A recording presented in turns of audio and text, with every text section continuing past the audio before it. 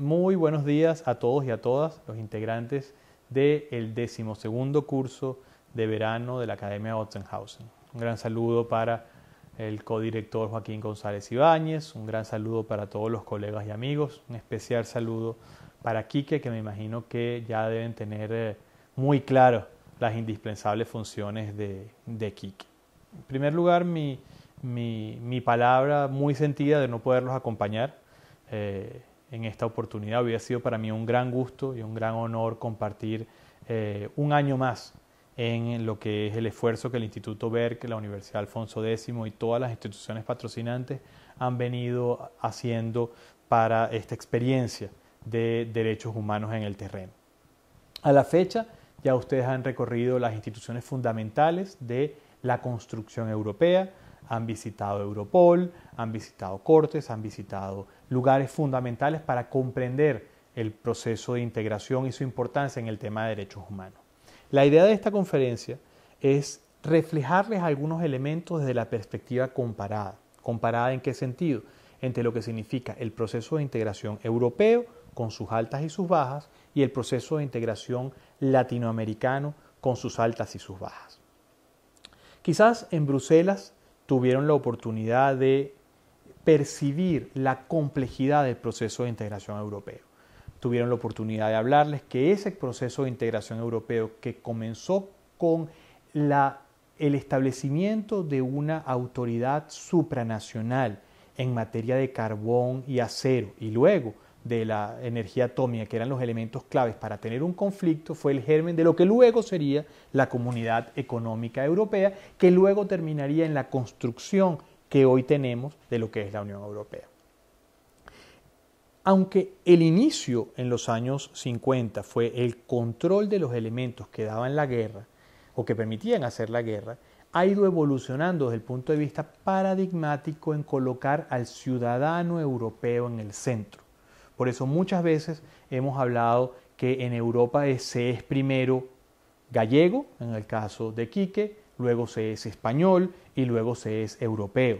En el caso de Otzenhausen, quienes están en Otzenhausen, esa es la provincia del Sarre, son habitantes del Sarre, luego son alemanes y luego son europeos. Y así sucesivamente. Hay esos tres niveles de participación ciudadana, donde el tema de los derechos fundamentales está en el centro. Es decir, estos dos paradigmas en la construcción europea, el paradigma de el evitar la guerra y el paradigma del ciudadano, son las bases fundamentales desde el punto de vista teórico del éxito de la construcción europea. Sin embargo, en las últimas elecciones para el Parlamento Europeo, que les habrán contado en Bruselas, que sucedieron hace algunas semanas, se muestra un permanente y cada vez más importante crítica a lo que es el proceso de construcción europea. De hecho, apenas hace un par de días que se inauguró y que comenzó el Parlamento Europeo, un grupo de estos parlamentarios que se llaman euroescépticos, cuando se tocó el himno de la Unión Europea, se voltearon de espaldas al himno, dejando claro lo que es su rechazo al sistema de integración europea. Eso es un signo que, aunque es pequeño, aunque representa no más del 10% del electorado europeo, es un símbolo. Es un símbolo de que el proceso de integración europea es un proceso que hay que ajustar, que es complejo y que, aunque para nosotros los latinoamericanos es algo increíble, ya ustedes pasaron por la zona de Schengen, ya ustedes están lo que significa un mercado ampliado, una libre circulación de personas, una libre circulación de bienes y servicios. Esto tiene que llevar ajustes y eso es lo que se intenta hacer en Europa. ¿Qué sucede en América Latina? Sin duda en América Latina el proceso es completamente distinto. En primer lugar, históricamente responde a realidades distintas cuando Europa se estaba reconstruyendo de la destrucción de la Segunda Guerra Mundial. Eran los mejores momentos para América Latina. En esa época, finales de la Segunda Guerra Mundial, año 47, año 48, países como Argentina, Chile, Uruguay, tenían indicadores de países desarrollados, tenían mejores industrias, tenían mejores sistemas educativos, es decir, eran un nivel de desarrollo que no requería una visión alternativa. ¿Por qué? Porque la guerra no había tocado el continente, no fuimos víctimas como latinoamericanos de ese conflicto que enlutó tantos hogares, que enlutó tantas familias y que cerró tantos países. Para nosotros entonces, en América Latina, el proceso de integración es un proceso que nace como una política económica y que en el caso latinoamericano empieza con CEPAL, la Comisión Económica para América Latina, que es una comisión de Naciones Unidas que empieza a hacer recomendaciones de integración europea y comienza un proceso que no vamos a trabajar en detalles en este momento porque me faltaría en espacio, tendría que tener un acercamiento mucho más importante. Lo que sí quisiera poner es un momento clave, el año 1999-2000, quizás sea el momento más claro de la evolución del proceso de integración en América Latina, donde se estaba a las puertas de la firma del Tratado de Libre Comercio de las Américas. ¿Qué era el Tratado de Libre Comercio de las Américas? Era lograr nuclear alrededor de una propuesta de comercio administrado desde Canadá hasta Argentina, desde Chile hasta los Estados Unidos, que todo el continente pudiera estar imbricado, articulado en un gran sistema de integración comercial, en un modelo que tenía dos velocidades, una velocidad general, continental, donde estaban las grandes economías del norte, las economías del sur, Brasil, en una primera línea, y en una segunda línea, esquemas de integración regionales, donde se podían articular perfectamente el Acuerdo de Libre Comercio de los Estados Unidos, el TLC, el Sistema de Integración Centroamericano, el SICA, la Comunidad Andina y Mercosur, junto con estos modelos. Por lo tanto, teníamos dos niveles de trabajo, un nivel continental y un nivel regional. Sin embargo, a raíz de la emergencia de nuevos movimientos políticos ampliamente críticos que han sido dados en llamar por algunos la nueva izquierda latinoamericana, otros llaman la izquierda del siglo XXI, otros llaman el bolivarianismo, otros lo llaman simplemente el chavismo, llámelo como usted quiera, se rompe ese paradigma de acuerdo de tener un sistema de comercio general. Incluso la misma idea de los derechos humanos que tenían que ser la base de este esquema empieza a colapsar. Dicho de otro modo, el paradigma que tenía juntos a los países del continente se quiebra.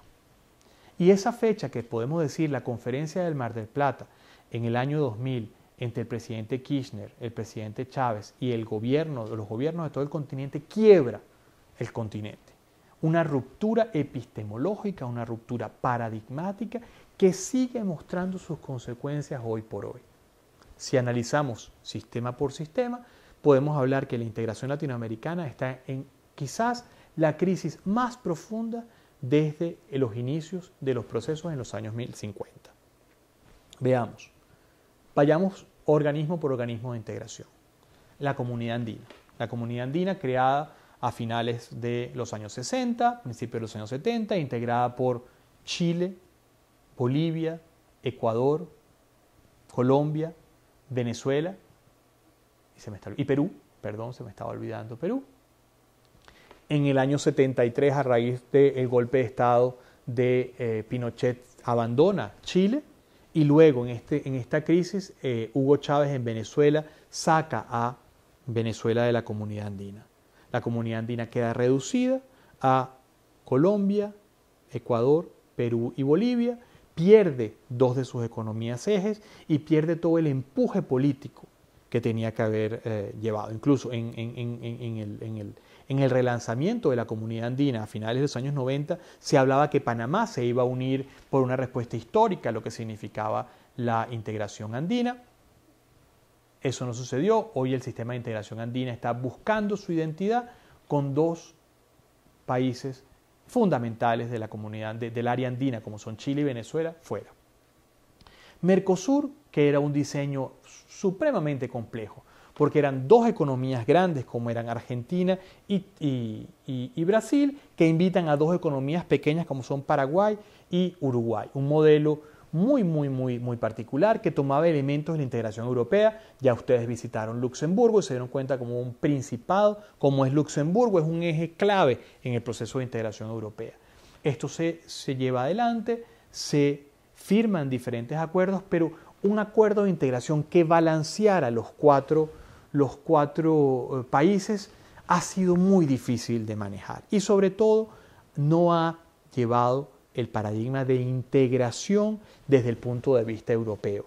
No hay un tribunal de Mercosur, como ya ustedes visitaron en Luxemburgo, no hay unos mecanismos de supranacionalidad, sino que el proceso de integración es un proceso de integración muy cercano a los modelos de la Organización Mundial de Comercio. En el caso del sistema de integración centroamericano es un caso muy especial.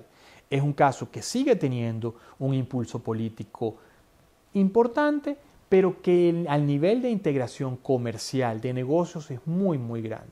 Sin embargo, el diálogo político al interior de esos países se ha visto limitado profundamente por la firma de un acuerdo de libre comercio con los Estados Unidos que se dio a raíz del quiebre de las negociaciones que hacía mención antes de la zona de libre comercio de las Américas. Quizás el acuerdo de libre comercio de Centroamérica y República Dominicana con los Estados Unidos es la primera consecuencia de ese quiebre, de ese modelo que les decía del año 2000. Centroamérica, una región pequeña, no tenía fuerza para poder negociar con los Estados Unidos directamente y de alguna manera los Estados Unidos impuso un acuerdo de libre comercio que ha sido muy criticado en diferentes niveles. Esta crisis dentro del modelo de integración económica, dentro del modelo de integración política, tiene un germen mucho más grave, mucho más importante para condimentar este análisis. Y es que el sistema de protección de derechos humanos, que es más antiguo incluso que el sistema europeo, que no sé si ya visitaron en Estrasburgo, pero si ya visitaron, si no lo van a visitar en próximos días. El sistema interamericano es mucho más viejo porque arranca con el propio nacimiento de la Organización de Estados Americanos en 1948, está en crisis. ¿Por qué está en crisis? Porque los estados del continente americano no aceptan mayor supervisión. Los estados del continente, en general, estos estados de la izquierda del siglo XXI, del socialismo del siglo XXI, rechazan la vigilancia, rechazan el monitoreo, rechazan que haya una intromisión, la llaman ellos, en sus asuntos internos por la protección de derechos humanos. Por eso se ha iniciado al interior del organismo interamericano un profundo debate que lo que quiere es debilitar la entidad judicial y hacerla más política. Es decir, recuerden que el sistema de protección de derechos humanos del continente americano tiene dos niveles.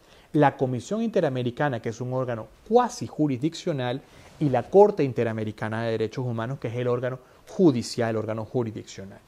El órgano cuasi jurisdiccional está en Washington, funciona directamente en la Secretaría General de la OEA, y el tribunal funciona en Costa Rica, que es un órgano judicial.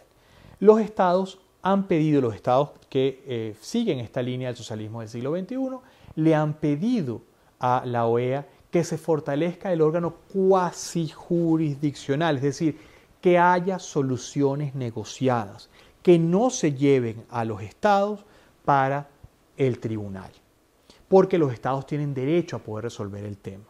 Lo que sucede es que ¿es realmente eso justo?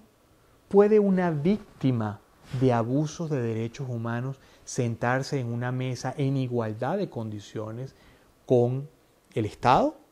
Sí, esa es una de las grandes preguntas que uno se hace, por ejemplo, en el caso de mi país, de Venezuela, donde han habido cientos y cientos de torturas en los sucesos que se han dado y que han sido llamados por relatores de Naciones Unidas, por la propia Comisión Interamericana.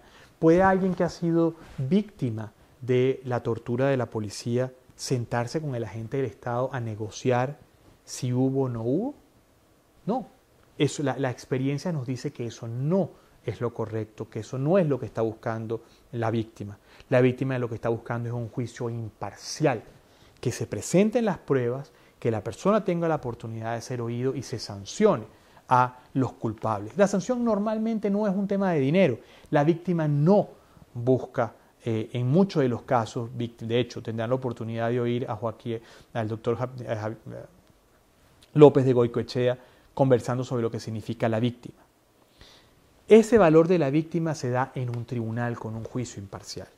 Entonces, esta crisis del sistema se ha dado con que Venezuela ha abandonado el sistema de protección de derechos humanos, ha abandonado la Corte Interamericana de Derechos Humanos. Bolivia y Ecuador han amenazado ya con salirse del sistema de protección y en general hay una campaña para debilitar el sistema. Entonces, en América Latina, esos dos paradigmas que tenemos, crecimiento económico con integración y protección de derechos humanos, se separaron. No están en una misma línea.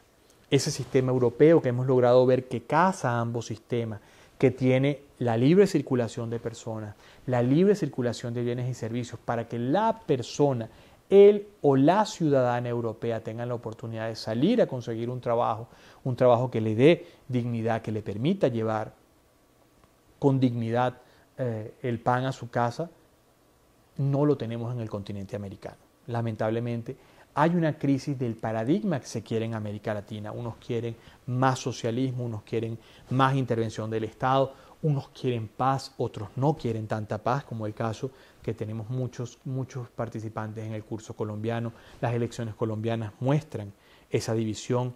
Esa división no es solo colombiana, es una división que se da en todo el continente. Entonces, hoy lo que he querido en estas reflexiones para conversar con ustedes es dejar estas preguntas, dejar estas reflexiones para conversar y que sean simplemente el inicio de un diálogo, que sean simplemente el comienzo de